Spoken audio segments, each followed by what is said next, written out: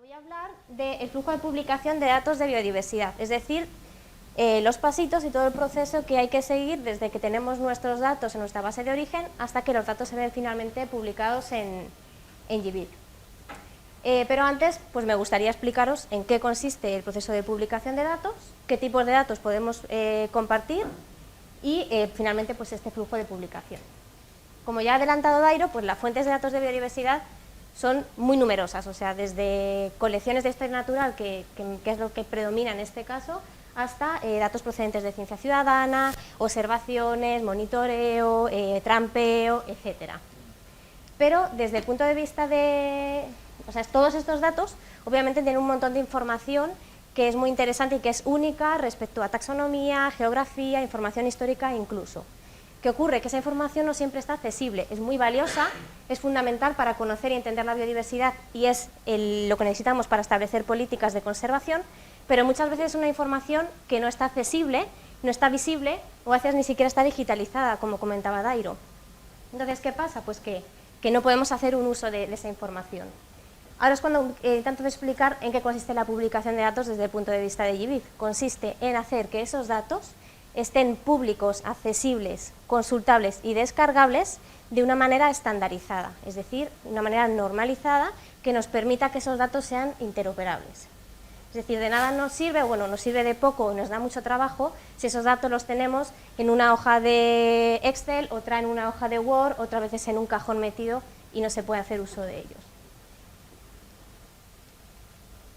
Ahora bien, ¿qué tipo de datos podemos publicar? Pues de todas esas fuentes de información que tenemos, en GBIF digamos que se clasifican en tres tipos de datos, que serían las tres maneras de compartir.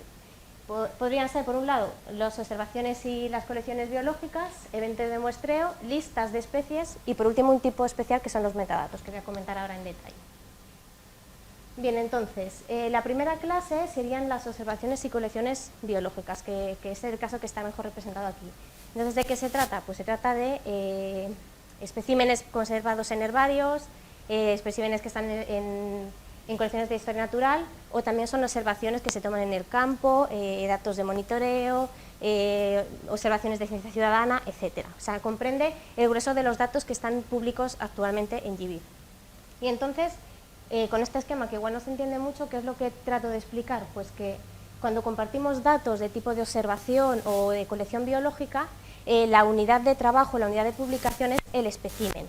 Y este espécimen lo que hace es que dar evidencia de la presencia de un espécimen de una determinada especie u otro taxón en un lugar determinado, colectado por una persona determinada, en una fecha determinada, etc.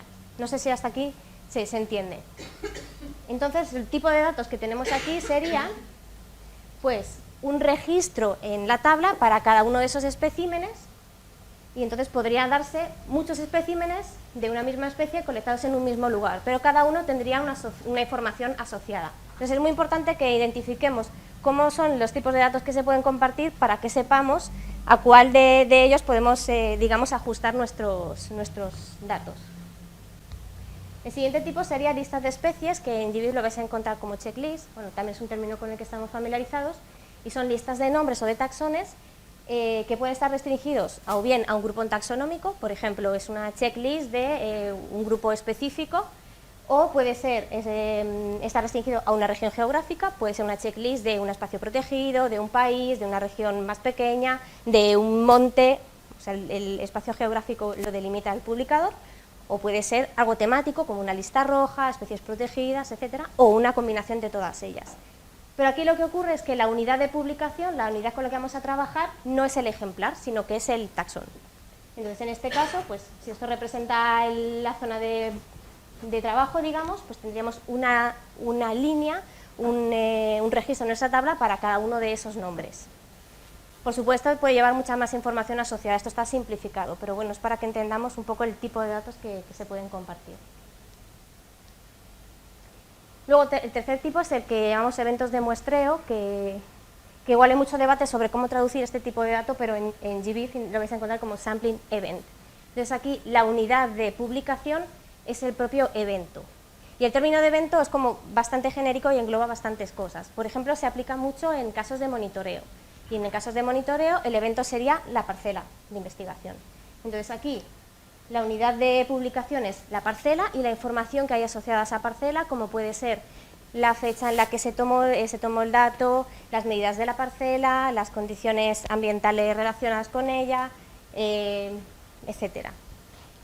Y obviamente asociada a esa información de parcela, pues tendríamos información relativa a los especímenes, a las especies que puede contener. Y por último, un último conjunto de datos es el que llamamos metadatos. Cuando nosotros vamos a compartir nuestro conjunto de datos, además de esa tabla con todos los registros, sea cual sea el formato de datos que vamos a compartir, siempre tenemos que acompañarlo de un metadato. Un metadato es un dato sobre el dato. Es decir, es como el resumen del libro, digamos. Esto lo que vamos a facilitar es dar información sobre qué se está compartiendo, dónde, cuándo, cómo y quién lo hace. ¿Esto para qué es muy útil? Pues para que alguien pueda ver, antes de consultar o de bajarse ese juego de datos, qué es lo que va a contener sin tener la necesidad de bajárselo y ver registro a registro. ¿Sí? Entonces, JBeef ahora mismo nos da opción de compartir, de publicar unos metadatos que siempre van a estar asociados a los datos, pero también sin que tenga un conjunto de datos asociados. Entonces, el flujo de publicación lo hemos simplificado en estos 4 pasos. Seguramente ahora en esta diapositiva voy a explicaros, voy a daros un montón de términos y de aquí a un rato se os van a olvidar, pero van a ser términos y conceptos sobre los que vamos a estar incidiendo durante todo el taller.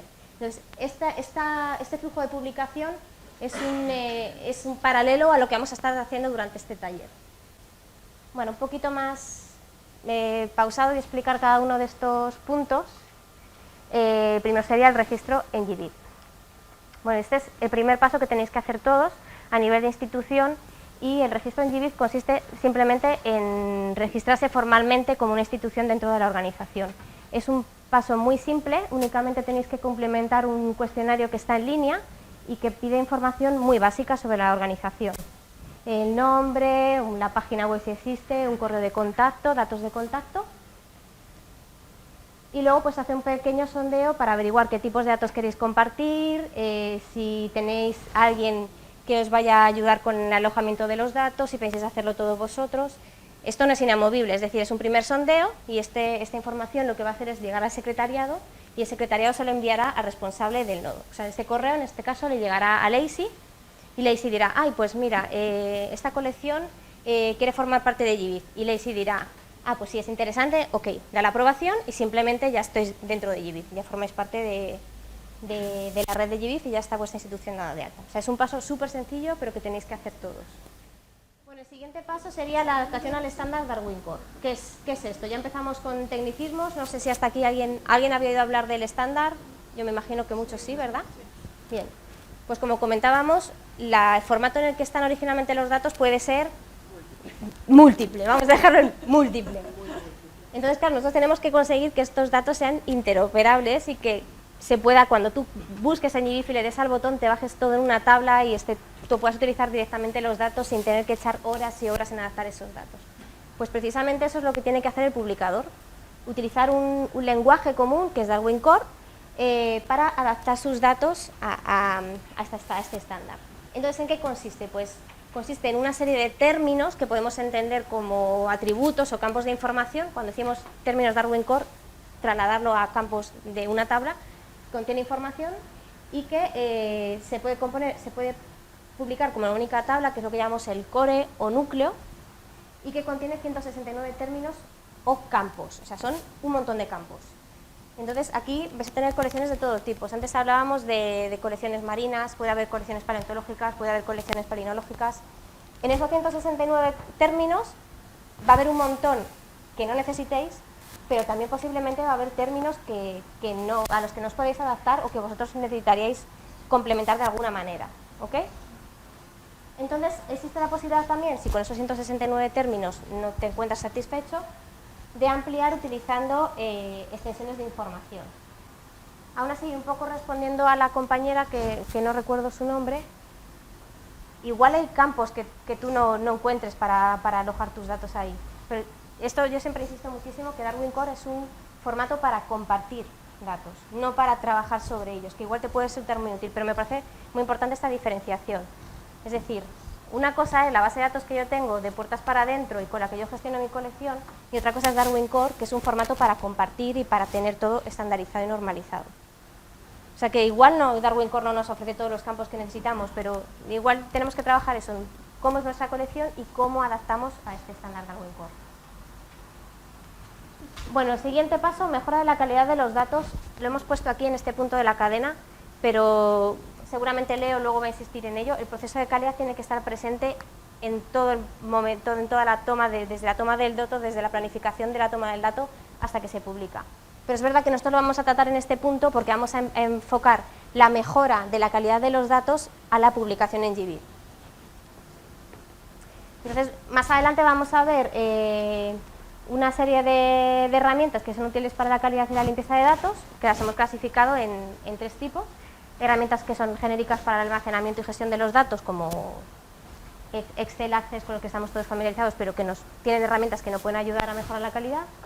Herramientas para el tratamiento de los nombres científicos, las fechas y las coordenadas, y luego otras herramientas que son más específicas y más enfocadas a la validación del juego de datos como un juego de datos apto para publicar en GBIF, más desde un aspecto técnico y a veces también de contenido estructural. El siguiente paso ya lo tenemos todo adaptado al estándar, ya está todo depurado, sería cargar los datos en el IPT. Igual, os recuerdo que esto es una pincelada y que luego vamos a ver esto todo mucho más en detalle, pero simplemente comentaros que el IPT es una herramienta, que es una herramienta web a la que podemos acceder a través de una URL y en la que todo el mundo puede ver lo que está cargado, pero como publicador además vamos a tener unas credenciales para acceder y para cargar tanto esta tablita con los datos como los metadatos que hay asociados. Y bueno, ya llegado a este punto, o sea, digamos que ya tenemos hecho lo mejor, ya es simplemente con dar un botón, ya tendríamos nuestro juego de datos publicado y registrado en GBIF. O sea así que parece fácil, ¿verdad? No digamos que de todo este proceso, lo más complicado desde mi punto de vista y por la experiencia que tenemos es el proceso de adaptación al estándar. Porque no podemos decir, vas a tardar 2 horas o depende muchísimo de cómo estén los datos en el origen. Y bueno, finalmente, pues así es como se verían los datos en el portal. O sea, que es que, ¿quién no quiere tener sus datos en un portal?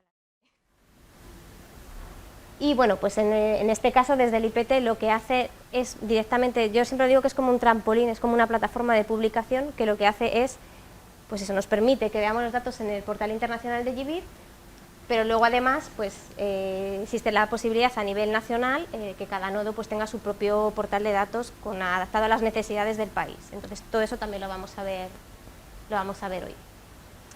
Y no sé si tenéis alguna duda.